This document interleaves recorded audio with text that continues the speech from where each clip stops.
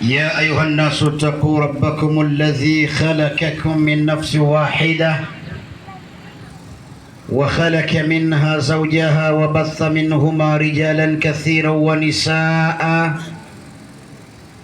واتقوا الله الذي تساءلون به والأرحام إن الله كان عليكم رقيبا. وقال أيضا يا أيها الذين آمنوا اتقوا الله وقولوا قولا سديدا يصلح لكم أعمالكم ويغفر لكم ذنوبكم وما يطع الله ورسوله فقد فاز فوزا عظيما. أشهد أن لا إله إلا الله وحده لا شريك له وأشهد أن سيدنا وعظيمنا مصطفى طه محمد صلى الله عليه wasallam wa ba'd. Ndugu zangu katika imani, baada ya kumshukuru Allah subhanahu wa ta'ala na kuzitaka ziada ya rehema na amani kwa bwana wa viumbe, na si mwingine bali ni Mtume Muhammad, mtume aliyetuletea Qur'ani ambayo haijambagua yeyote, awe binadamu, awe jini, awe malaika. Kila yule amepewa haki yake kama inavyotakiwa. Atatajwa kwa sifa zake njema kama inavyotakiwa, na atatajwa kwa sifa zake mbovu kama ilivyo.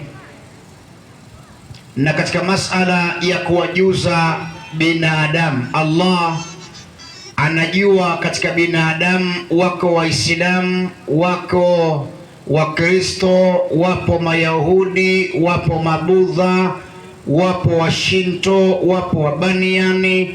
Dini zote zilizopo duniani, zaidi ya dini 1000.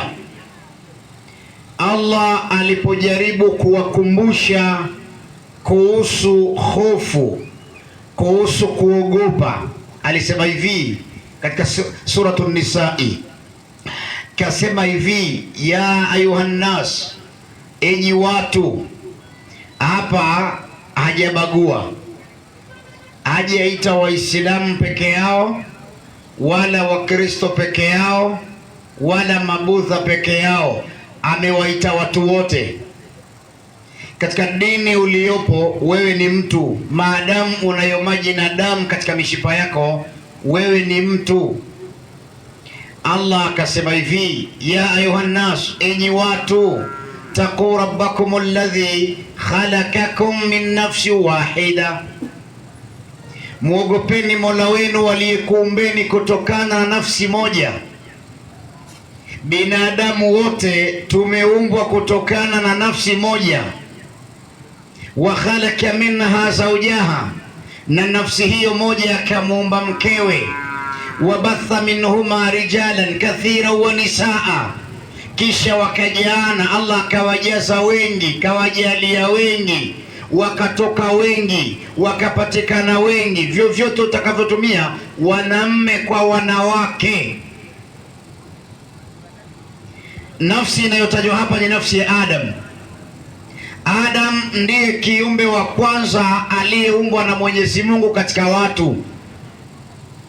Huyu Adam aliumbwa, kaletwa duniani, si kwamba ndo wa mwanzo kuishi duniani. Mnatakiwa mfahamu hivi, hii dunia kuna viumbe walikuwa wanaishi katika ardhi kabla yetu sisi binadamu. Majini waliumbwa kabla yetu, waliumbwa majini kabla yetu, wakapewa fursa ya kuishi duniani. Waliishi kwa miaka mingi sana, lakini cha ajabu, majini hawa walikuwa na tabia ya kudhulumiana. Wakawa wanauana wenyewe kwa wenyewe, wakawa wanafanyiana madhila wenyewe kwa wenyewe, kitu ambacho kilipelekea Mwenyezi Mungu akasirike. Kwa sababu mnapoishi watu au mnapoishi kundi sehemu moja, wakapatikana watu miongoni mwenu ni majeuri, wakapatikana watu miongoni mwenu ni kiburi, wakapatikana watu wanajiona wao ndio wenye nguvu, na kweli wakawa na hizo nguvu kweli za kuwanyanyasa wengine, wakawa wanawanyanyasa wengine kwa namna moja ama nyingine. Kama hao wanaonyanyaswa hawana nguvu ya kujitetea, lazima Allah atasimama kuwatetea. Alichokifanya Mwenyezi Mungu ni kuamrisha malaika waje duniani wapige majini wote, kwa sababu wamekhalifu amri, wamekwenda vitofauti na sheria. Waliambiwa waishi kwa amani, waishi kwa utulivu, waishi kwa kupendana, wasaidiane, waishi katika mazingira ya mazuri, na kila walichohitaji walipewa. Wakapewa nguvu ya kuweza kubadilika kutoka kwa jini halisi kuwa kiumbe chochote atakacho. Yaani majini walipewa nguvu hizo. Jini anaweza kubadilika akawa mume wako, na akaja usiku akafanya na wewe jambo, alafu ukalala unaota bebi, nimekuota leo. Eti hujamuota bebi wako, umeota jini mahaba huyo. Ndio maana mashekhe maulama wa ruqya wanasema hivi, mwanamke yeyote atakayelala usingizi akaota anafanya mapenzi na mwanamme, hata kama yule mwanamme aliyemuota anafanana sura na mume wake, ukiamka alafu ukajiona umechafuka, ukatokwa na uchafu kana kwamba kweli ulifanya jambo hilo, unatakiwa uende bafuni ukaoge janaba. Usiswali hivyo, usitembee hivyo, usifanye shughuli zako, na ukifanya tambua kuwa unafanya unachokifanya ukiwa na janaba. Hivyo ukiota ndoto unafanya mapenzi na ukatokewa na uchafu wa mapenzi, inabidi ukaoge, kwa sababu jini alikuja usiku akakufanyia hayo. Tutakuja kuelezea inakuwaje, tuseme inshallah. Sasa majini pamoja na hali walizopewa, nguvu walizopewa, nafasi walizopewa, mapenzi makubwa, wakaamua kuasi. Allah akatuma malaika wakaja kuwapiga. Kuna kundi la majini lilikimbilia msituni, likatupwa huko, misitu mikubwa. Kuna baadhi ya majini wakatupwa mabaharini, kwa sababu wana makazi ya kuishi. Wakatolewa katika mgongo wa ardhi, kwa maana ya kuishi katika maisha ya sawa sawa tunavyoishi binadamu. Binadamu tunaishi ardhini, tunaweza tukajenga, tunaweza tukapanda magari tukasafiri, tunaweza tukapendana tukaoana, tunaweza tukafanya biashara, tunaweza tukakopa na hela. Lakini majini waliondolewa kwenye nafasi hiyo. Jini hawezi akaja hapa leo kwenye uwanja huu aseme nataka nijenge hapa gorofa. Hawezi, kwa sababu hana nafasi hiyo. Hana nafasi ya kuishi, yani ya kwenda kukopa hela kwa mtu, lazima akaibe. Ndio unakuta umeweka hela zako sehemu zinapotea, hujui zimeenda wapi, nani kachukua hujui. Na wao majini wakiiba waga waibi zote. Kanuni ya majini wakiiba, wao wanaiba kidogo kidogo. Kama utaweka 10,000 sehemu, wao watakuja watachukua shilingi 50, wanakuachia 9,950. Wewe ukija utahesabu pesa zako, unakuta 50 imepungua. Uweze kushtuka sana, unaendelea kuziacha. Kesho watakuja wanachukua shilingi 10. Kile wanachochukua ndo kinachokuharibia. Kama watachukua senti ndogo, zile ndo zinazokuharibia. Sasa wakishachukua wao, wanakusababishia wasiwasi. Hiyo akiba ulioweka, umepanga kwamba bwana, hizi pesa mwanangu akishamaliza mwaka huu wa shule, ataenda darasa la pili lingine, nitamlipia ada mapema. Au umepanga nitanunua vazi, au umepanga nitafanya biashara, au umepanga jambo lako. Sasa baada ya kuweka akiba hizo, ghafla unabadilisha mawazo, unatumia pesa katika matumizi ambazo hujapanga. Yani wewe umepanga kwamba mimi jambo langu, pesa zangu nitafanya kitu fulani, ghafla ukaona una change mind na hauelewi. Alafu ukishatumia unaanza kujiuliza maswali, unajilaumu nafsi, kwa nini mbona pesa zangu nimezitumia hovyo? Pesa hazikai. Si kwamba hazikai, kuna lijini lishavamia maisha yako, sasa linatia wasiwasi. Pesa ni zako, unazitumia mwenyewe, lakini unatumia bila utaratibu. Wamekuondolea ile discipline ya kutumia pesa, na hii ni hatari. kitakukuta cha usiku na ukawa huna hata 100, ukampigia simu jirani akakwambia sina, ukampigia mtu aliye mbali akakwambia pia sina, ndo unajua kwa nini kuku atoki jasho. Kwa sababu unapohitaji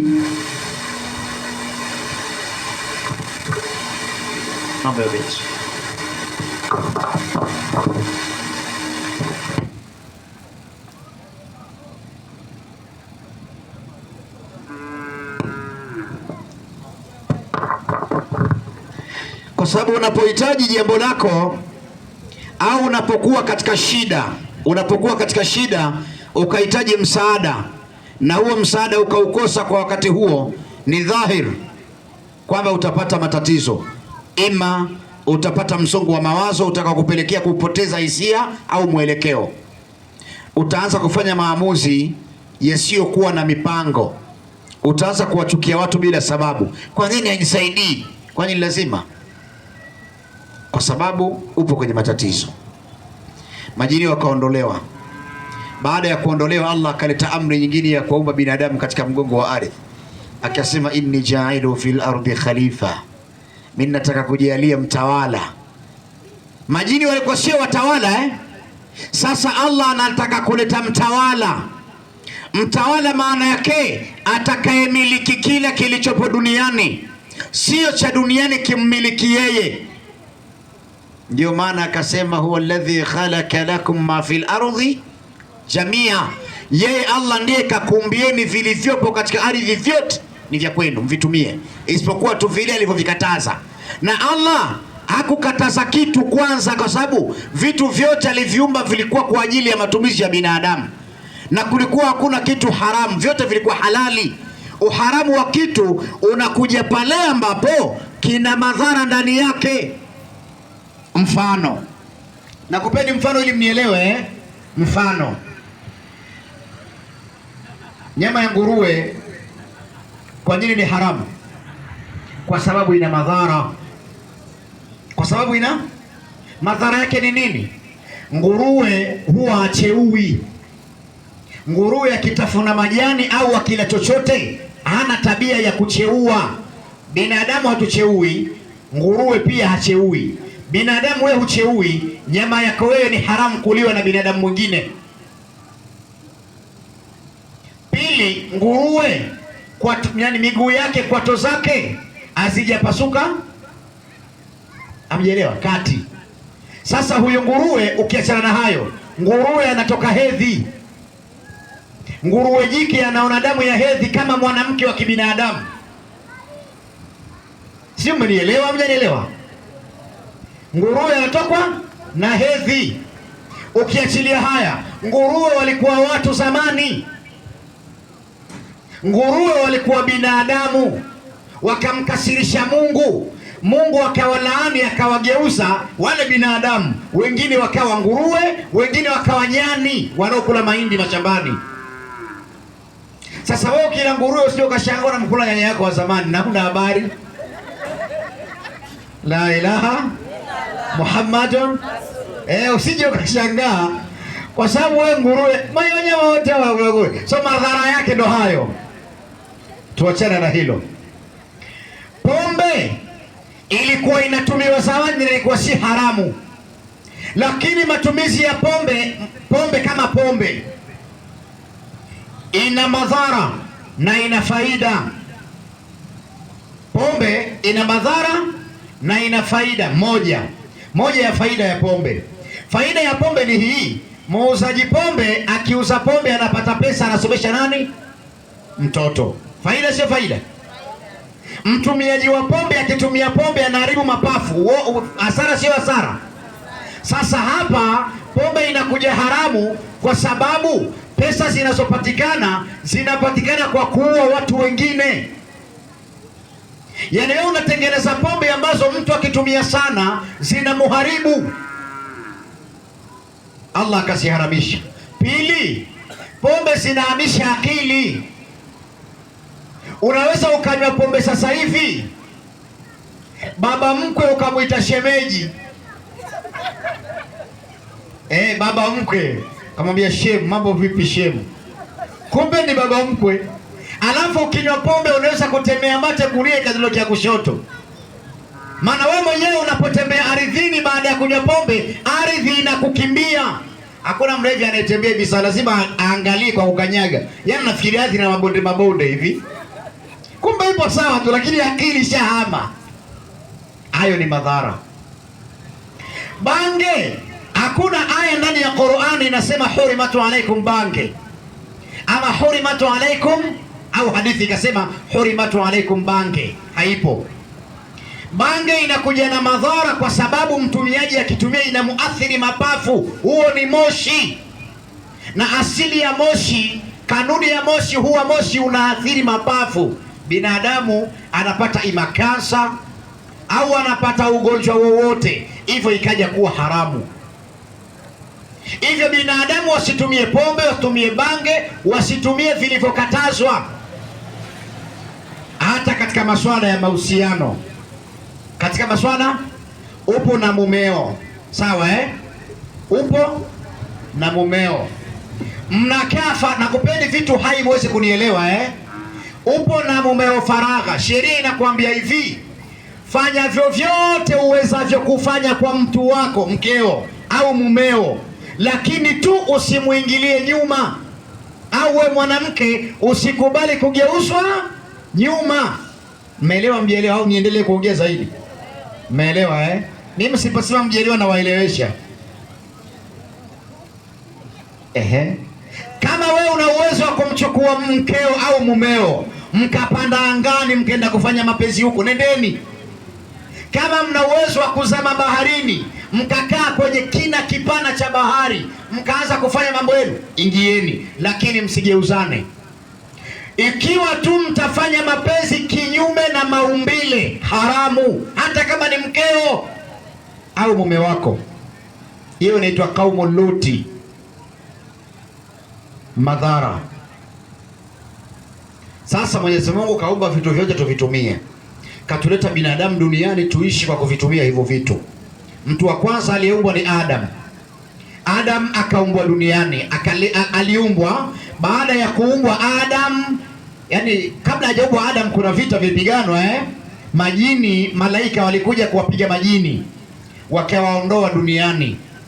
Baada ya kuwaondoa, dunia ikabaki tupu, haina kitu. Allah sasa akajalia mtawala. Baada ya kujalia mtawala, ila isipokuwa katika wale malaika, katika wale majini kuna kijini fulani kilichukuliwa kikapelekwa mbinguni, kinaitwa Kiazanzili. Hichi Kiazanzili kilikuwa kidogo, kikachukuliwa kikapelekwa mbinguni. Allah akakiweka kwenye kundi la malaika, japokuwa chenyewe kilikuwa si malaika kwa uhalisia wa maumbile.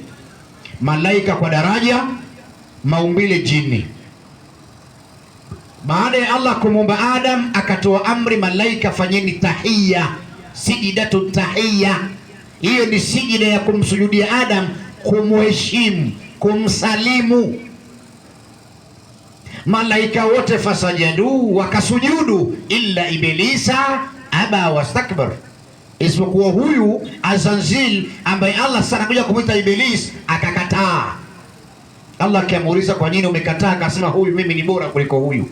Umeniumba mimi kutokana na moto, huyu umemuumba kutokana na udongo, hivyo siwezi kulisujudia dongo. Allah akamlaani. Alimlaani akaenda wapi? Alimlaani akatoka ndani ya rehema ya Allah, akatoka ndani ya huruma wa Allah, akaitwa shaitani. Maana yake kiumbe ambaye mwisho wake ni mbaya. Shaitani sio jini peke yake. Kuna shaitani wa watu na kuna shaitani majini. Majini sio sifa ya majini. Majini wanaitwa majini kama majini wote, lakini jini akiwa muasi anaitwa shaitani, akianza kuasi amri ya Mwenyezi Mungu. Binadamu pia anaitwa binadamu, akiwa muasi pia anaitwa shaitani, kwa sababu ukiwa na matendo mabaya wewe ni shaitani. Maana yake kiumbe utakaishia mwisho mbaya. Shaitani hata sasa hivi akishuka hapa aje aseme mimi natubia, nisameheni, msamaha wake hautokubalika tena, kwa sababu shaitani alikuwa na tabia ya kuwafuata manabii. Kuna siku moja shaitani alimwendea Nabii Musa, Akamwambia Nabii Musa, mimi nakuja hapa bwana, nina jambo langu. Nabii Musa akamwambia lipi? Tena kamkuta njiani anatembea. Kamwambia mimi nimechoka kutangatanga, nimechoka kuzurura, nimechoka kulaaniwa, nimechoka kutuhumiwa. Kila anayefanya makosa ananitaja mimi, kila anayekumbana na mitihani ananilaani mimi. Nimechoka, nataka wewe ndio unazungumza na Mungu sauti kwa sauti. Musa, nenda kamwambie Mungu anisamehe. Nabii Musa akaenda mlima Sinai. Alipofika akamwambia Rabbi, nimetumwa na ujumbe. Allah anajua kama kaja na ujumbe. Akamwambiaje? Ya Rabbi, nimekutana na Ibilisi. Ibilisi anasema hivi, umsamehe, amechoka kuzurura. Allah akamwambia Musa, nenda akamwambia Shaitani aende akatafute kaburi la Adamu liliko asujudu. Akisha sujudu nitamsamehe. Nabii Musa akaja akakutana na Ibilisi, akavaa vazi la kibinadamu akaja akamwambia hivi, Allah anasema nenda kasujudie kaburi la Adamu. Ibilisi akamwambia Musa, hivi wewe Musa, Adamu alikuwa hivi ana survive, anapumua, nikakataa kumsujudia, nikasujudie tuta kiji udogo kilichofura, siendi, bora niendelee kuzurura. Akamfuata Ayubu. Tena wakati wa Ayubu Shaitani alimuomba Mungu kweli, akamwambia mimi nishapotea, nataka unipe chance nikamjaribu Ayubu. Allah akamwambia Ayubu, utafanya unachoweza kufanya, lakini ulimi wake bado utabaki unanitaja mimi. Shaitani akaja akakaa ameinama namna hii. Wakaja wafuasi wake wakamwambia, ma aswabaka ya saidana, hivi umesibiwa na kitu gani bwana wetu? Akasema nimepata chance nyingine. Ukiachilia tukio la kumtoa Adam peponi na kuja duniani, mimi ndio nilisababisha niliwafuata huko peponi nikawadanganya. Allah akawakasirikia wakashuka duniani. Maana sisi tunataka tuzaliwe huko. Maana tuzaliwe kwa sababu Nabii Musa siku moja alimuomba Mwenyezi Mungu dua. Akamwambia, ya Rabbi, nakuomba nijalie nimuone Adam. Unajua manabii hawafi. Manabii hawafi. Wao wanazikwa tu, lakini bado wanaendelea kuruzukiwa na Allah. Akamwambia Musa, akamwambia Rabbi, nataka unipe nafasi nionane na Adam na maswali nimuulize. Allah akajalia Adam akaja mbele ya Musa, amekaa kwenye kiti chake. Nabii Musa akamuuliza, hivi wewe mzee, kilichokufanya wewe ukosee uko peponi nini? Hebu angalia tunavyotaabika, hatuli mpaka tulime, hatuvai mpaka tufanye kazi. Tungekuwa peponi, ungetuza huko peponi, tungeshikwa starehe. Kilichokufanya ukosee wewe mpaka Mwenyezi Mungu akakuleta huko ukatuzalia duniani, leo tunapata misukosuko mitihani nini? Adam akamwambia Musa, mimi ningekuwa peponi nisingekuzaeni, ningeishi mimi na mke wangu tuna enjoy. Takbir, Allahu akbar. Nimeshushwa duniani ili nikuzaeni mje mjane, kwani mjapenda mlipokuwa wengi? Alafu Musa, kitendo cha mke wangu kukosea au mimi na mke wangu kukosea katika pepo kilikuwa kimeandikwa miaka 1040 kabla sijaumbwa. Allah alikuwa ameshaandika tutaumbwa, tutakosea, tutatolewa peponi, tutaletwa duniani, tutazaana, tutakufa, na alijua tutakutana na wewe tena kama hivi, kwa sababu Allah anajua kila kitu, ndio mpangaji wa kila kitu. Sasa Shaitani alipopata nafasi akaja, alikuwa anavaa kiubinadamu tu, anakuja kuwadanganya watu. Na hata leo bado Shaitani anabadilika, anakuwa binadamu, anatembea mtaani, anafanya mauzauza yake, anaondoka. Ibilisi lijamaa linaweza kutembea dunia hii mara 4 kwa sekunde, linaweza kuzunguka dunia mara 4 ndani ya sekunde hii, lina spidi ya ajabu. Hilo ni jamaa, ni Shaitani lenyewe, hilo ni Ibilisi. Semeni Shaitani laanatullah. Mbona utaikuina sauti? Kwani mjomba wako huyo? La ilaha Muhammadun.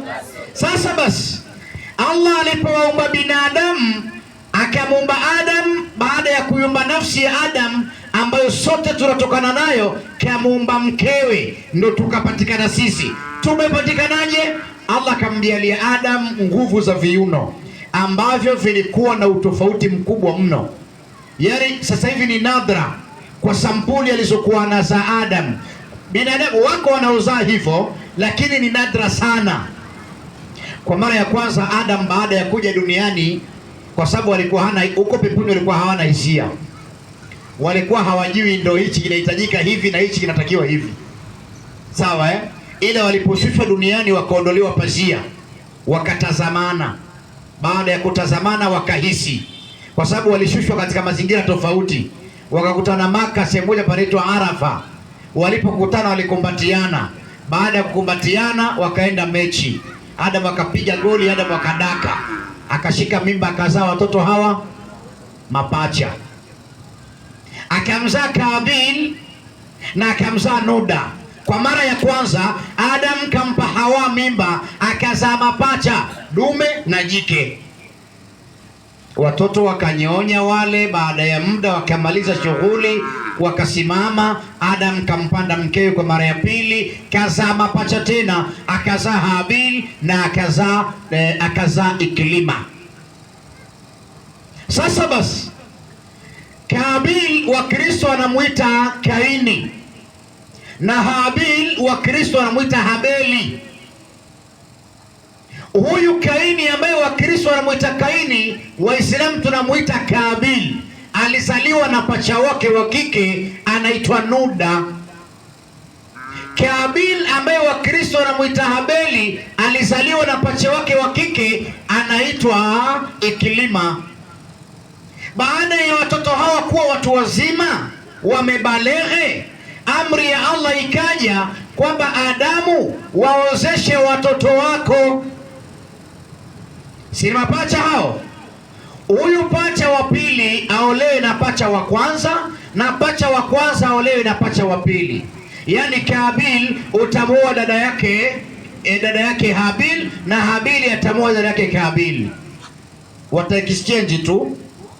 Sasa huyu Kabil ambaye ni Kaini akakataa. Unajua kwa nini alikataa? Alikataa kwa sababu huyu Iklima alikuwa mbaya wa sura, alikuwa mwanamke mbaya, sura alieleweki. Akasema sitooa huyu ana sura mbaya, na mtaka pacha wangu mrembo.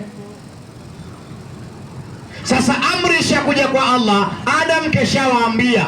Kaini yeye akagoma. Sababu ya kugoma kwamba pacha wake ni mrembo, anamtaka pacha wake mrembo, hataki pacha wa mwenzake hana sura nzuri. Allah akasema sawa, Adam, wapeni mtihani wanao. Atakaye faulu mtihani ndiye atakayemuoa Nuda mrembo. Wachukue sadaka wapeleke mlimani. Wakishapeleka sadaka mlimani, sadaka ya yule itakayechukuliwa ndiye atakayemuoa Nuda. Maana yake ameridhiwa na Mwenyezi Mungu. Wakaenda wakapeleka sadaka mlimani. Adam akakaa kando anawatazama. Kabil akapeleka ya kwake, akarudi nyuma kidogo. Habil akapeleka ya kwake, naye akarudi nyuma kidogo. Baada ya muda kadhaa, kukaja kitu kama mwenge wa moto, ukaja kuteketeza zile sadaka za Habil ambaye wa Kristo anamuita Habeli. Hizi sadaka zikateketea na moto, zikaungua, ishara kwamba zimekubaliwa. Za huyu Kaini ambaye ni Kabil zikakataliwa, hazikuungua. Ikawa ni ishara kwamba huyu Habil ndiye atakayemuoa Nuda, mwanamke mrembo.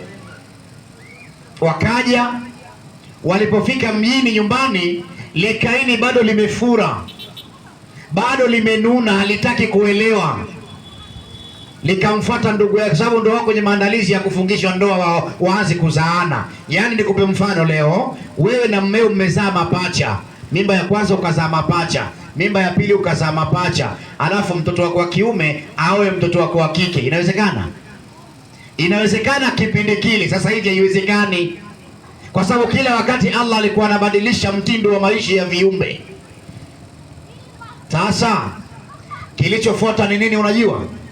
Kaini akamfuata Habili akamwambia nitakuua. Akamwambia ikiwa kama utainua mkono wako unipige mimi uniue, mimi sitoinua mkono wangu nikupige wewe nikuue. Inni akhafu Allah rabbul alamin, mimi namuogopa Mungu mlezi wa ulimwengu. Sasa wakati wapo kwenye mabishano, kwa kuwa Ibilisi siku zote anatafuta sababu, kesha msababishia Adam kutoka pepuni. Ameona watoto wake wanazozana, akaja kamvaa huyu Kaini, akamshawishi. Walikuwa hawajui kupiga ni nini, walikuwa hawajui kuua ni nini, walikuwa hawajui chochote, yani wanafundishwa, ndo maisha wanaanza. Shetani akamwambia, sikia wewe, ukota jiwe piga huyo asikuonee, ukipiga huyo utamchukua huyu mwanamke. Kaini akokota jiwe akampiga Habili, akampiga Habili. Baada ya kumpiga akauliwa. Alipomuua tu shetani akaondoka, likabaki alielewi, ndugu yake amedondoka, hajui atafanyaje. Akambeba akawa anazunguka naye jangwani, aende huku aende, haelewi cha kufanya na hajui kama amekufa, ila damu nzito kuliko maji. Sasa baada ya kuwa amezunguka sana, kukaja kijindege kunguru.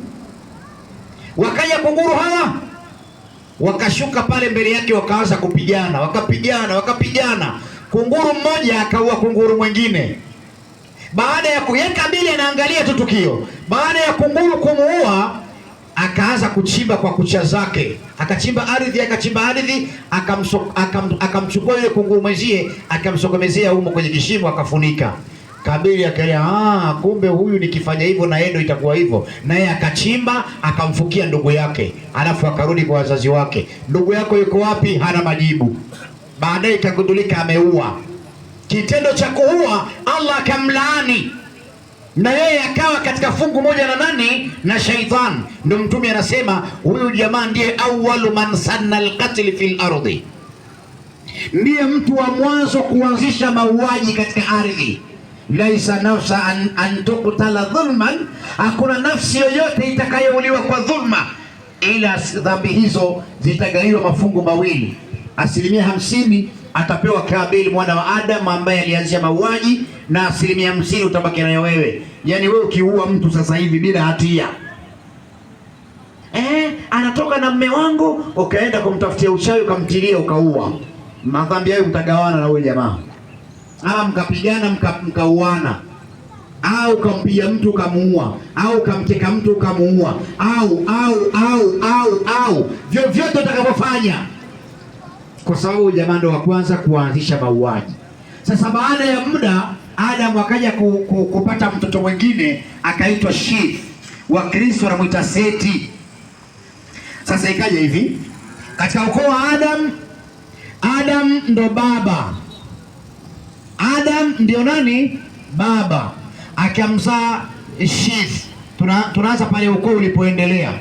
Sheth katika ukoo wake akamzaa Idris. Idris wa Kristo wanamuita Enoko. Idris akamzaa Mihal. Mihal akamzaa Yarib. Yarib akamzaa Lamak. Lamak akamzaa Nuhu. Nuhu akazaa Sela na Sam. Lakini kizazi cha Nuhu kilikuja kwa Sela. Sam, huyu Sela akamzaa Nahur. Nahur akamzaa Arbashar. Arbashar akamzaa Tera. Tera akamzaa Ibrahim. Ibrahimu akazaa watoto wawili, Ismail na Ishaka. Ismail akamzaa Adnan. Adnan akamzaa Mudhar. Mudhar akamzaa Malik. Malik akamzaa Nadhar. Nadhar akamzaa Azar. Azar akamzaa Abdul Manaf. akamzaa Kinana.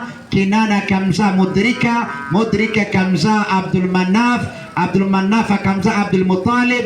Abdul Muttalib akamzaa Abdallah. Abdallah akamzaa Muhammadin sallallahu alayhi wasallam. Allahu akbar.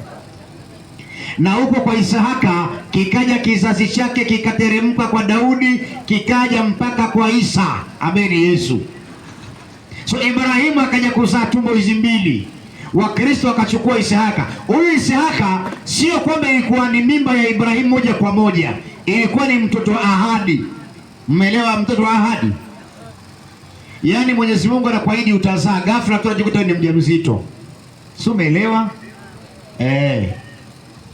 Ismail ilibidi nguvu za viuno zitumike, ilibidi Hajara na Ibrahim wakae faragha ili wamzae mtoto mrithi wa Ibrahim, na aliyekuwa mrithi wa Ibrahim ni Ismail.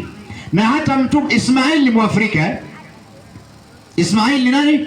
Ana asili ya Afrika. Naeleza kwamba Ismail ana asili ya Afrika. Mnaweza mkasema kwa mbona kunaga nabii Mwafrika? Unabii unatokana na ukoo, na ukoo ndio unatupa sisi kujua fulani ana ukoo wa Afrika.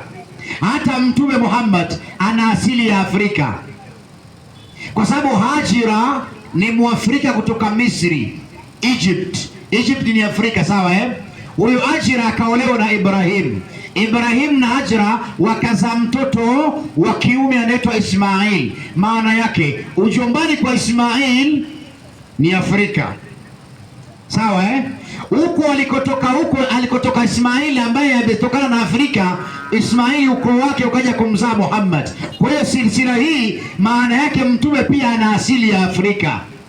Akasema mtume, ittakhidhu Sudan inna fihim thalathatun min saadati ahli aljanna. Allahu akbar. Waheshimuni sana watu weusi, waheshimuni sana Waafrika. Mtume anasema kwa sababu katika Waafrika mna watu watatu wa Afrika watakuwa viongozi katika pepo ya Allah. Waafrika hawa watatu watakuwa viongozi katika pepo ya Allah, kwa sababu Waafrika walianza tokea wakati wa Nuhu. Tokea wakati wa Nuhu Waafrika walianza, watu wenye ngozi nyeusi. Nuhu kazaa mtoto mweusi. Katika watoto wake Nuhu kuna mtoto wake mweusi alikuwa na ngozi nyeusi kama yangu na yako, na huyo ndo katokana na Waafrika. Ni watu gani hao watatu wa Afrika? Mtu wa kwanza Mwafrika ambaye atakuwa kiongozi katika pepo ya Allah ni Luqman al-Hakim. Luqman ametajwa ndani ya Qur'an na akapewa sura nzima inaitwa suratul Luqman. Huyu Luqman ni Mwafrika kutoka Ethiopia. Kutoka wapi? Habasha, Ethiopia. Ilikuwaje? Wakati wa Daudi, katika utawala wa Nabii Daudi alayhi salam, huyu Luqman alichukuliwa akauzwa kama mtumwa, akapelekwa katika ardhi alokuwa anaishi Daudi, akawa anafanya kazi kama mtumwa kutoka Afrika. Lakini Allah akampa hekima kubwa sana Luqman. Alikuwa na hekima kiasi kwamba baadhi ya riwaya Nabii Daud, nabii wa Allah, alikuwa anakuja kujifunza hikima kwa Luqman. Ni huyo Luqman ambaye Allah amemtaja kwa tabia yake njema ya kuwanasihi watoto wake. Luqman akamwita mwanawe akamwambia, la tushiriku billah, usimshirikishe Allah, inna shirika la dhulmun adhim, hakika ushirikina ni dhulma kubwa. Akamwambia mambo mengi na Allah kwa tabia zake za kuwanasihi watoto wake. Allah akachukua akajua kutufundisha sisi. Yaani wewe unatakiwa uite watoto wako uwafundishe dini, lakini wapi? Mtoto wako ameshakushinda sasa hivi, humuwezi tena. Tunaambiwa wahenga wanasema mtoto hakui kwa mama yake au kwa baba yake, yani in short mtoto hakui kwa mzazi, lakini wako ameshakuwa mkubwa kuliko wewe, anafanya anachotaka yeye, sio unachotaka mzazi. Hakuna cha hakuna cha hakuna excuse. Mtoto huanza kulelewa akiwa kifuani, sawa Sasa wewe bado unanyonyesha, kila ukinyonyesha ndo una play kwanza simu, hani hani. Huyo mtoto ananyonya naye anasikiliza hizo hani tu kile ukitembea ukikaa kidogo unashika simu, Amanda. Haki ya Mungu, huyo mtoto anasikiliza music. Hujawahi kumwekea Qur'ani siku moja? Na kama ukimwekea kwa bahati nasibu, mara ukikaa kidogo ndo mwenyewe huyo unavua nguo. Mwanamke kitoto kidogo, mwaka moja na nusu, miaka miwili, unaanza kucheza mbele yake ukiwa hujavaa. Bora ni enjoy, utaenjoy jehanamu. Wewe subiri tu. Sasa kama mwanao ameanza hayo, elewa kwa sababu mtoto haiti baba kabla ya kutamkishwa. Uongo kweli? Hivyo mtoto anaanza kutamkishwa cha kuongea akiwa kifuani kwako. Sasa chagua kipi umtamkishe mwanao na kipi utamke wewe ukiwa na mwanao. Matokeo yake leo watoto wamekuwa wakubwa kuliko wazazi. Wazazi walivyoshindwa majukumu, wanaona potelea mbali, utaingia jehanamu. Nakwambia hutokanyaga kuingia peponi. Kama kweli wewe mzazi unafanya ibada kweli, hutoingia peponi. Lazima uulizwe kuhusu familia yako na watoto wako, uliwalea vipi? Atasimama binti yako, ya Rabbi, huyu mama yangu hafai hata kuingia peponi, baba huyu hafai. Kwa nini? Baba yangu huyu, mimi binti yake nilikuwa natoka narudi saa 2 za usiku, saa 3 haniulizi wala hanikaripii, na akinikaripia anafoka dakika 2-3, nishamzoea. Hafanyi, yani hanihukumu kama mzazi ili niweze kutii sheria. Ikiwa hizi sheria za duniani tunazitii kirahisi, hizi za duniani, unaweza kwenda pale police station ukapiga picha. Unaweza nenda tu pale ukajipige selfie hapo polisi. Sasa hivi unaweza. Mbona unajiselfie alafu unaposti mitandaoni? Mbona unajiselfie picha ukiwa utupu na mtumia wanaume? Mbona unaweza? Yaani wewe unaogopa sheria za kitahut, lakini sheria za Mola wako umeshindwa kuzitii. Ni mtihani. Leo inakuta mzee muozeshe binti yako, binti yangu kwanza asome afike form 4. Haya, kafika form 4. Muozeshe huyu. Hapana, amaliza form 4 inabidi aende college. Haya, muozeshe huyu.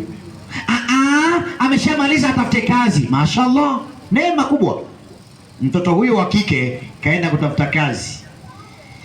Kazi alizopata kaajiriwa na jioni. Binti yako Khadija kaajiriwa na jioni. Kila siku binti yako Khadija anatoka saa 12 alfajiri. Wakati mwingine haswali hata alfajiri. Yeye ameshaweka alam ya kumwamsha kwa ajili ya kwenda kumtumikia jioni, lakini hajaweka alam kwa ajili ya kuamka kumwabudu Mola wake. Hajaweka. Akiamka hivyo 6 anaoga zake mwenyewe huyo kwa jioni. Wanakaa ofisi moja, na jioni wanajifungia mlango wa kioo, wanaanza kutype document. Hivi huyu jioni ana haki gani kukaa na binti yako katika chumba kimoja cha ofisi kwa kigezo kwamba anafanya kazi? Utakwenda kuulizwa mbele ya Allah na utayarishe majibu. Usiseme sijakuambia. Binti yako huyo kazini wanafunga saa 10, lakini binti yako wange anarudi saa 1, saa 2, saa 3, saa 4 usiku. Leo tulikuwa na kazi nyingi leo tulikuwa na wateja wengi Sawa, haina shida mwanangu. Umeshaenda kuchunguza kweli binti yako akichelewa kutoka kazini, ni kweli wateja ni wengi au wageni ni wengi au ana mambo yake? Huyo hajaelewa huyo. Bado yupo mikononi mwako. Chochote atakachofanya utaulizwa. Akaja binti yako huyo, siku moja anaitwa na bosi wake jioni, kamleta kwenye gari. Pipi, baba Joni anaamka. Baba Hadija, mama Hadija, fungua geti, nasikia gari huko. Hadija kaletwa na bosi wake. Hivi huyo Hadija ana haki gani kukaa na bosi wake kwenye gari saa 4 za usiku? Yapo hayapo? Kaja na mkate Hadija, kaleta kazini. Mama Hadija, nichemshie chai, naona mkate uliletwa jana nile. Mzee anakaa tumbo kubwa mezani, kula chakula cha Hadija kutoka kazini. Hajauliza Hadija, mshahara hujapokea, huu mkate umetoa wapi? Hadija kaziniwa huko, kapewa hela, kapitia Frankmart hapo, kachukua mkate, kaleta nyumbani. Mzee unakaa mezani eti bismillahir rahmanir rahim. Nani kakwambia chakula cha haramu sio bismillah? Nani? Chakula cha Hadija. Tuseme la ilaha illa Allah. Nakuambieni mtafikiria masahara mazito haya. Mazito. Leo inafika hatua mzazi, na hili linawahusu wanawake.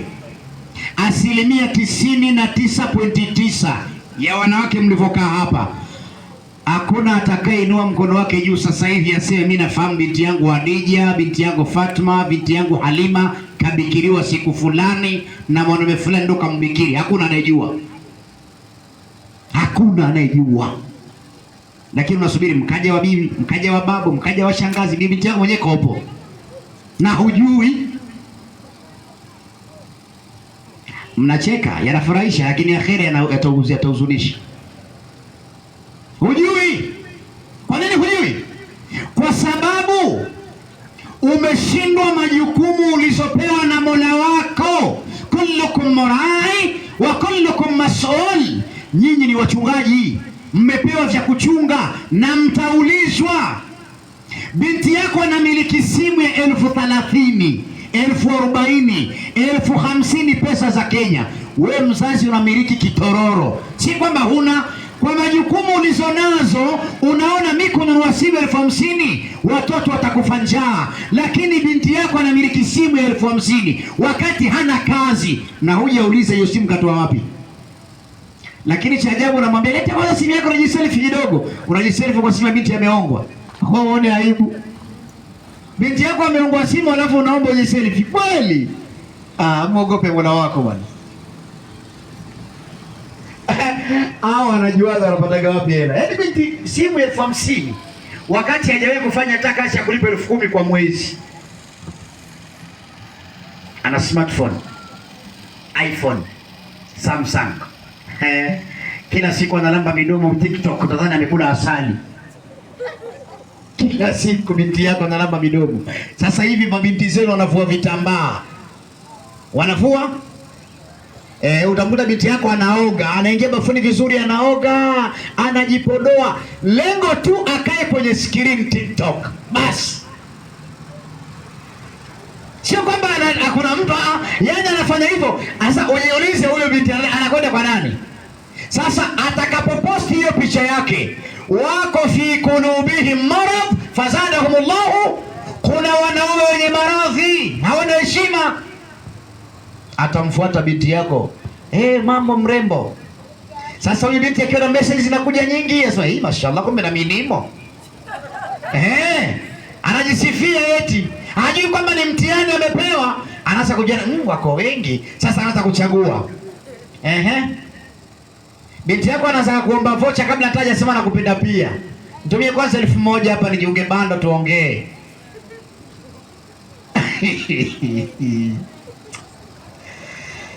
La ilaha illa Allah. Haya yana madhara.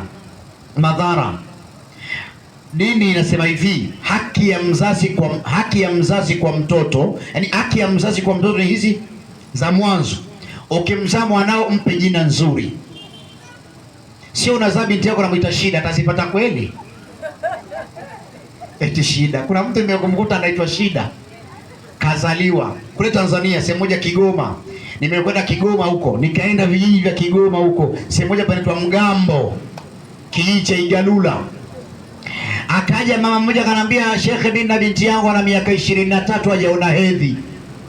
Nikamuuliza Shida, hajawahi bale? Anasema hajawahi hedhi, lakini anaumwa tumbo kila mwezi.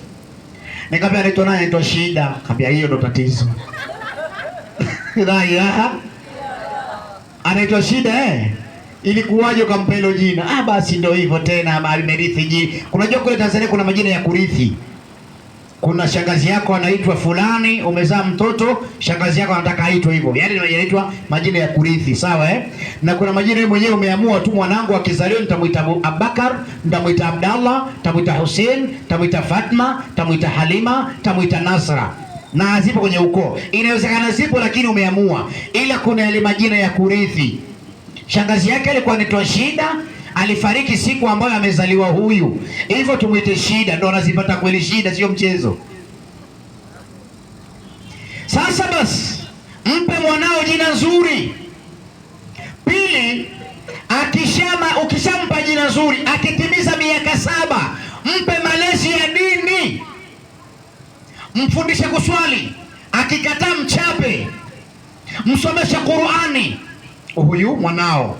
Akibalehe, mpe mume kama ni mke, na kama ni mke mpe mume, na kama ni mme mpe mke. Akibalehe, naye anaozesha binti yake baada ya kubalehe kati yenu. Sasa hivi kuna sheria za serikali ambazo zinatutawala na hatupingani nazo, tunazikubali. Serikali wanasema hivi, mtoto yeyote wa kike ataolewa akitimiza miaka 10 na ngapi? Hatujakataa, hii ni nzuri. Kuna mtoto wa kike amebalehe na miaka 12, unamwozesha miaka 12, hata kuoga hajajua. Atajua huko mambo mengine. Binti yako amebalehe na miaka 13, 14, 15, yeye mwenyewe kufua chupi yake tu hajui, atafua ya mume? Hawezi. Sasa huyu asubiri miaka 18, akitimiza 18 kama serikali ilivyopanga, muozeshe. Unajua mwanao ana wachumba 4 na wote hawaje kufika kwako. Tena kila mmoja na jina. Kuna wengine mabinti zenu wanawasifugi wanaume my mom, kumbe ni jidume. Chukua hiyo namba upige kama ni mama kweli. Alo. Mama ana sauti hilo. Hataki ajulikane. My soulmate, my chapati, my chocolate. Wana majina haya mabinti zenu hao, wana majina. Wewe kama uamini, chukua simu ya binti yako sasa hivi tu ukague. Kagua hapo. Kama utoinamisha kichwa chini sasa hivi. Awanaga mmoja. Sasa haya ni madhara, lazima myazingatie, yatakupelekeni pabaya. Akhera kuna adhabu. Wapeni binti zenu malezi, wapeni vijana wenu malezi. Mwanao umeona ni haki kumsomesha sana kizungu, hata suratul Fatiha hajui, na wewe unaona upo sawa. Madrasa yenyewe bure, kama ni kulipa ni shilingi 200 kwa mwezi au 300. Umeshindwa. Mwanao unamlipia 80,000, 70,000 kwa mwaka, laki, ili asome tu. Binadamu wa kwanza alikuwa nyani. Sio unamsomeshaga huko au? Mtu wa kwanza alikuwa nani? Na unaamini alikuwa nyani? Kwa hiyo Adam alikuwa nyani Nyani ni huyo aliopanga hiyo syllabus. Aliyepanga syllabus ndo nyani, bibi yake nyani, babu yake nyani. Na mwalimu anayefundisha hivyo na yeye mwenyewe nyani vile vile.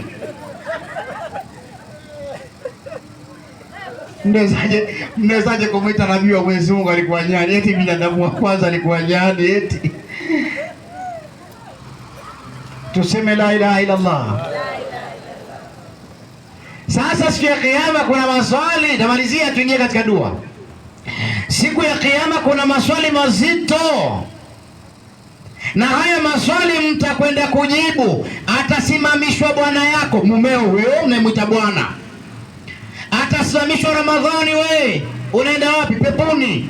Kweli, lakini kabla hajaingia peponi, mzee baba huku nyuma yangu mwanaume, kabla hujaingia peponi, Allah atakuuliza, Ramadhani uliishi duniani miaka 70, miaka 45 uliishi kwa kufanya ibada, lakini nimegundua miaka 15 ulifanya madhambi. Miaka 25 ulifanya madhambi, 35 sijui ulifanya madhambi, ulizini, ulidhulumu, ulipokonya mali za watu, lakini nimekusamehe. kwa sababu miaka nyingi hizi ulimtumikia mimi na kusamehe, lakini kabla ya kuingia peponi lazima niulize kama kuna mtu ana pingamizi. Allah atauliza tena hiyo siku, ndo Mtume anasema atajeruna manil muflis. Mtume anauliza, mnajua nani kafilisika? Nani aliyefilisika? Masahaba akasema aliyefilisika ni mtu ambaye alikuwa anafanya biashara, biashara imeisha na hela hana. Akasema huwa muflisu fil dunya, huyo kafilisika duniani. Almuflisu fil akhirah, aliyefilisika akhira ni yule ambaye matendo yake yatamruhusu kuingia peponi, lakini pingamizi za watu zitamzuia asiingie peponi. Atasimama, kila mmoja ana pingamizi. Yaani wewe tujua tu unaofanya ibada, lakini kuna watu atakuzuia usiingie peponi. Watasimama. Naanza na mke, baba mwenye nyumba. We baba, unataka kuingia peponi, nani wa kwanza? Mkeo atakuwa wa kwanza. Mke wako atasimama, uso umekuwa mwekundu kama mto Furati, kama wino. Uso umekuwa mzito, amekunja uso kama mti wa muogo. Alafu anasema, ya Rabbi, mume wangu huyu haingii peponi. Allah atamuuliza, kwa nini? Ya Rabbi, uliniumba mimi Hadija, ukamumba Ramadhani, ukutaka kutuacha tuishi kama wanyama na kila mnyama angeenda anakojua, ukatukutanisha pamoja, lakini mume wangu huyu hakunitunza. Mume wangu huyu hakunitunza. Tulikuwa pamoja, we Allah ukasema, arrijalu qawwamuna ala nisa, bwana mume ndo awe msimamizi wa mkewe, lakini mume wangu alikuwa si msimamizi sahihi. Kivipi? Kwamba mume wangu huyu kwanza alinioa mimi Mkristo, yeye Muislamu, ndio dini mshagarabaga. Kwanza hakunaga ndoa ya Mkristo na Muislamu. Kama wewe una watoto watano na mwanaume aliyekuzalisha ni Mkristo, alafu unasema umeolewa, wewe unazini, alafu wewe ni mzinifu Pro Max. Amina, nakwambia ni ukweli. Wanakujaga hapa wanambia, sheni fanye dua, mume wangu ameniacha. Kwanza nakuuliza, mmeoana? Ukisema hapana, hujafunga ndoa, anambia mimi sina dua ya kuombea akakurudie. Kwa nini? Hivi wewe kwanza fikiria, mwanaume uliye naye hamjafunga ndoa, na wewe mwanamke alivyokuwa una akili, ameshakusalisha watoto 4, bado unamgangareti mume. Huyo ni mume? Atakupeleka motoni huyo. Ikiwa tu wana ndoa ambayo wamefunga ndoa, mwanaume akiwa mjanja kutokulipa mahari ya mkewe, siku ya kiyama atahesabiwa mzinifu. Sembuse wewe uliyechukuliwa, umejijemla, umejiozesha bila ridhaa ya wazazi. Sasa hivi una watoto 4, na tena cha ajabu kila mtoto ana baba yake, wengine ni mix by yaks, huku 2 huku 3. Ujali hivi mnaona gani nini? Mwanamke, kama unaweza kukaa na mwanamume miaka 10 bila ya ndoa, unashindaje kumwambia bwana nioe tu hata bure, nisitaki chochote, tufunge ndoa tu, Allah atuhesabu sisi ni halali? Unashindaje?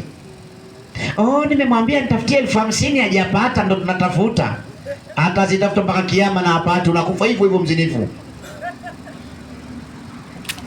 Olewa bure. Unajua thamani ya mwanamke upungua Mada ni ndefu sana, niona nisitopie hapa, tuingie katika ndoto. Tuseme inshallah. Tuseme tena inshallah. Kila mmoja ashike ndizi yake. Kila mmoja ashike ndizi yake, tunaingia katika dua. Maana yake nikiendelea kuongea hapa usiku utaingia, na usiku ukiwa mkubwa sana itakuwa sio vizuri. Tunakwenda kumwomba Allah subhanahu wa ta'ala duaul libtal, ili atubadilishie maradhi katika miili yetu. Tuseme inshallah. Tuseme tena inshallah. Shikandizi yako nadhani mnafahamu Mchakufanya ni wewe kuweka nia tu. Sawa? Weka nia. Zungumza na Mola wako.